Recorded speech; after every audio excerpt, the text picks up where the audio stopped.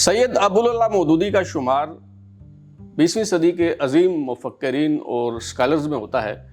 ان کی فکر کے باعث بہت سی اسلامی تحریکیں اٹھیں، جن میں مصر کی اخوان المسلمین ہے، جن میں حماس ہے، جس میں جماعت اسلامی پاکستان ہے، جماعت اسلامی ہندوستان ہے۔ آج ہم ان کے صاحبزادے سید حیدر فاروق مودودی صاحب کے پاس موجود ہیں، وہ ہمارے مہمان ہیں۔ آج ہم ان سے بات کریں گے مولانا سید ابوالعلا مودودی کی جو حیات ہے، ان کی جو یادیں ہیں، انہیں تازہ کریں گے، اور بہت سے ایسے موضوعات پر ہم ان سے بات کریں گے جن پر بالعموم جو ہے وہ بات نہیں ہوتی۔ بہت شکریہ شاہ جی، آپ نے ہمیں وقت دیا۔ کیسے ہیں آپ؟ آپ کی طبیعت ٹھیک ہے؟ تو پہلے تو یہ بتائیے کہ آپ ماشاءاللہ کتنے بہن بھائی ہیں؟ میرے خیال ہے 9 بہن بھائی ہیں، 3 بہنیں اور 6 بھائی۔ تو وہ کون جو ہے وہ کس شعبہ زندگی میں ہے، کیا مصروفیت ہے؟ اب سارے عمر کے اس حصے میں کہ کسی شعبہ زندگی ریٹائرمنٹ کی زندگی، اب تو ایک ہی شعبہ رہ گیا ہے اوپر جانے کا۔ صحیح۔ اچھا یہ بتائیے، یہ لوگوں کو بڑی حیرت ہوتی ہے اور اکثر یہ سوال جو ہے کیا جاتا ہے کہ آپ میں سے کوئی بھی اسلامی جمعیت طلبہ یا جماعت اسلامی میں نہیں گیا، اس کی کیا وجہ ہے؟ وہی بات یہ ہے، ہم کم از کم میں یہ سمجھتا ہوں کہ ہم اپنے باپ کے بڑے شکر گزار ہیں کہ انہوں نے ہمیں ساری غلاظتوں سے محفوظ رکھا ہے۔ وہ خود تو ان میں پڑھے، جماعت اسلامی بنائی انہوں نے، اسلامی جمعیت طلبہ بنائی۔ اب آپ دیکھیے نا کتنا بڑا ظلم ہے کہ لوگوں کے بچوں کو آپ کتابیں لے کر ان کے ہاتھ سے، اور ان کے ہاتھ میں ڈنڈے اور اپنے پمفلیٹ دے رہے ہیں سیاسی کاموں کے لیے۔ بلکہ مجھے یاد ہے کہ جب اسلامی جمعیت طلبہ بنانے کا مسئلہ شورا میں پیش ہوا تو مولانا اصلاحی نے یہ کہا کہ یہ کتنا بڑا ظلم ہے کہ لوگوں کے بچوں سے آپ کتابیں لے کر ان کے ہاتھ میں اپنے پمفلیٹ دیں گے اور ڈنڈے دیں گے، کتنا بڑا ظلم۔ تو میاں طفیل نے یہ کھڑے ہو کر کہا کہ مولانا اصل ہماری طاقت تو یہ لوگ ہوں گے جو ہمارا سیاسی کام کریں گے۔ صحیح۔ اچھا اب آپ دیکھیے کہ ہمارے والد اس زمانے میں طالب علم رہے جس زمانے میں انگریز کے خلاف جدوجہد ہو رہی تھی۔ جناح صاحب اس زمانے میں رہے طالب علم جس زمانے میں انگریز کے خلاف جدوجہد، بالکل ولایت پڑھنے گئے، نہ انہوں نے کسی سے طلبہ تنظیم میں حصہ لیا، نہ ہمارے والد نے لیا، لیکن انہوں نے بھی مسلم اسٹوڈنٹ فیڈریشن بنا کر قوم کے بچوں کے سراہ پہ لگایا، اور ہمارے والد نے بھی۔ بلکہ راجہ صاحب محمود آباد کا بڑا مشہور واقعہ ہے کہ انہوں نے جناح صاحب کو لکھا کہ میں نے سینئر کیمبرج کر لیا ہے اور میں آگے پڑھنے جانا چاہتا ہوں۔ تو جناح صاحب نے کہا کہ تمہیں آگے پڑھنے کی کوئی ضرورت نہیں، تم آ کے میرے ساتھ سیاسی کام کرو۔ کیا ظلم ہے! آپ خود اعلیٰ تعلیم حاصل کی اور دوسروں کے بچوں، کہاں اعلیٰ تعلیم حاصل کی؟ قائد اعظم کی اگر بات کریں، قائد اعظم کی بات ہے، وہ انہوں نے میٹرک کر کے وہ بارٹلو ڈپلوما ہے، وہ ڈپلوما کرنے کے لیے چلے گئے تھے۔ بلکہ چھاگلا نے اپنی کتاب میں لکھا ہے کہ مجھ سے کسی نے پوچھا کہ جناح صاحب بڑے کروٹ انسان تھے، وجہ کیا تھی؟ انہوں نے کہا اس کی وجہ یہ تھی کہ انہوں نے یونیورسٹی ایجوکیشن نہیں حاصل کی تھی۔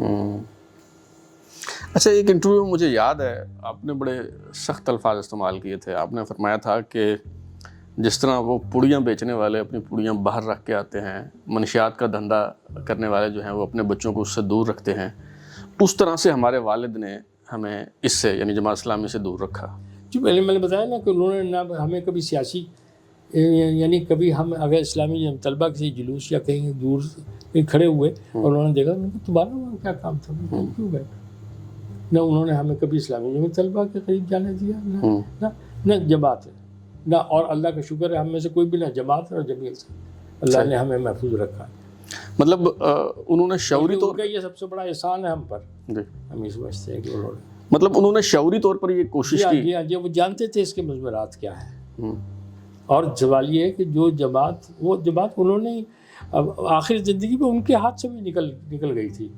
بلکہ وہ بڑا مشہور وہ ہے ان کا، وسیم اظہر ندوی صاحب نے انہیں خط لکھا کہ مولانا جماعت جن مقاصد کے لیے قائم کی گئی تھی کیا وہ ہمیں حاصل ہو گئے ہیں؟ ندوی صاحب نے خط لکھا تھا کہ وہ اہداف جو مقرر کیے تھے وہ ہم نے حاصل کر لیے ہیں، اور جماعت میں جو خرابیاں ہیں ان کی آپ کے ذہن میں ہے۔ انہوں نے کہا جن چیزوں کی آپ نے نشاندہی کی ہے میں نہ صرف انہیں جانتا ہوں بلکہ ایسی چیزوں کو بھی جانتا ہوں جن کا آپ تصور نہیں کر سکتے۔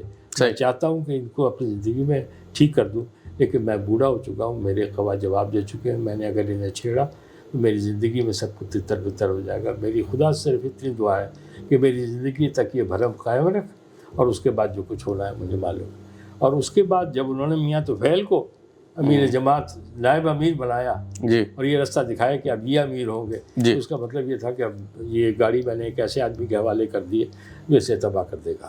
یعنی آپ کی گفتگو سے تو یوں محسوس ہوتا ہے کہ جیسے وہ نادم تھے, اپنی سے غلطی سمجھتے تھے اسے. جی وہ کہتے تھے اچھا. کہ مولانا آزاد نے مجھے کہا تھا, اور مولانا آزاد نے کہا تھا کہ آج تم میری بات سے ایگری نہیں کر رہے ہو, میں دیکھ رہا ہوں, لیکن ایک وقت آئے گا کہ میری بات تم یاد کرو گے. وہ میں نے سنا آپ نے ایک انٹرویو میں فرمایا کہ جب جماعت قائم کر رہے تھے, جماعت اسلامی کی بنیاد رکھ رہے تھے مولانا ابوالعلا مودودی, تو وہ جماعت کا دستور لے کے ابوالکلام آزاد کے پاس گئے؟ ایسی بات نہیں تھی, بلکہ ہوا یہ تھا کہ یہ غالباً 41 کی بات ہے, 41 سے پہلے کی بات ہے مجھے یہ, کہ مولانا ہمارے والد نے تفہیم القرآن لکھنے کا ارادہ کیا اور وہ نوٹس بنا رہے تھے, اس پر سارے صحیح مواد جمع کر رہے تھے. صحیح. تو ہمارے والد کے استاد تھے مولانا عبدالسلام نہائی صاحب, جن سے انہوں نے عربی تفسیر اور پڑھی تھی, صحیح منطق, فلسفہ, علم الکلام صحیح پڑھا تھا. تو مولانا نے ہمارے والد کو پیغام بھیجا کہ مجھ سے آ کے ملو.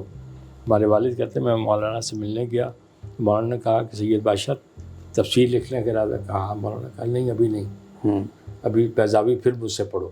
اچھا مولانا کے جو پڑھانے کے اوقات تھے وہ سردیوں میں فجر کی اذان سے 1 گھنٹہ پہلے اور گرمیوں میں ظہر کی اذان کے 1 گھنٹہ بعد وہ پڑھاتے تھے. صحیح. یعنی کہ میں دوبارہ منتقل ہوا اور مولانا سے پڑھ.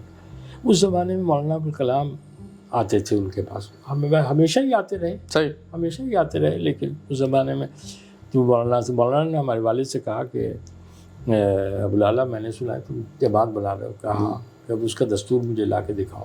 اچھا. چنانچہ والد کہتے ہیں کہ میں دستور لے کے گیا, تو کہہ لیں گے کل اس پر بات کریں گے. دوسرے دن انہوں نے کہا اس دستور کے نتیجے میں جو جماعت وجود میں آئے گی وہ ایک فاشسٹ تنظیم ہوگی. صحیح. دوسرا بڑا خوبصورت تبصرہ مولانا اصلاحی کا ہے. صحیح. مولانا اصلاحی کا تبصرہ یہ ہے کہ جماعت کی ساری پاورز شورا کے پاس, اور شورا کی ساری پاورز جو ہیں وہ عاملہ کے پاس, اور عاملہ امیر کی جیب میں. صحیح. یعنی آپ کہہ رہے ہیں جس طرح یہ آرمی چیف ہوتا ہے اسی طرح سے جماعت کا ڈکٹیٹرشپ ہے. جب ان کی جیب میں جو اصل میں وہ بات یہ ہے کہ وہ جماعت انہوں نے اس لیے نہیں بنائی تھی کہ کوئی انہیں گائیڈ کرے. ان کا کہنا تھا کہ جماعت میں ایک ہی مفکر ہونا چاہیے, باقی لوگوں کے ہاتھ پاؤں دل کام کرے. اور جو لوگ جماعت میں کوئی عقل سے کام لیتے تھے انہیں وہ باہر کا راستہ دکھاتے تھے. یہ آپ اپنے والد صاحب کی بات کر رہے ہیں؟ جی ہاں, جی ہاں. انہوں نے صفدر حسن صدیقی نے انہیں خط لکھا تھا کہ جماعت میں یہ کام کرنا چاہیے. انہوں نے کہا کہ آپ اس جماعت کی اصلاح مت کیجیے, بہتر یہ ہے کہ آپ اپنی جماعت الگ بلائیں. صحیح صحیح. اچھا یہ سوال اکثر لوگوں کے ذہنوں میں آتا ہے کہ آپ کے والد صاحب ماشاءاللہ کثیر العیال تھے, 9 بچے ان کے, گھر میں 2-3 ملازم بھی ہوا کرتے تھے, تو ان کا ذریعہ آمدن, ذریعہ معاش کیا تھا؟ ان کا مولانا مودودی کا. ان کی کتابیں تو بعد میں, یہ شروع سے یہی تھا. کتابیں کی رائلٹی, اور 80 کتابیں انہوں نے جماعت کو دے رکھی ہیں. آج بھی جماعت اس کی رائلٹی کھا رہی ہے. صحیح. 80 کتابیں, ہمارے پاس صرف 12 کتابیں ہیں. اچھا. 80 کتابیں انہوں نے جماعت کو دے رکھی. 12 کتابوں کی رائلٹی جو ہے وہ آپ کے پاس, یعنی فیملی کے پاس ہے, اور 80 کتابیں جو ہیں جماعت اسلامی کے پاس ہے. اچھا, بڑی غریب جماعت ہے نا بیچاری. دے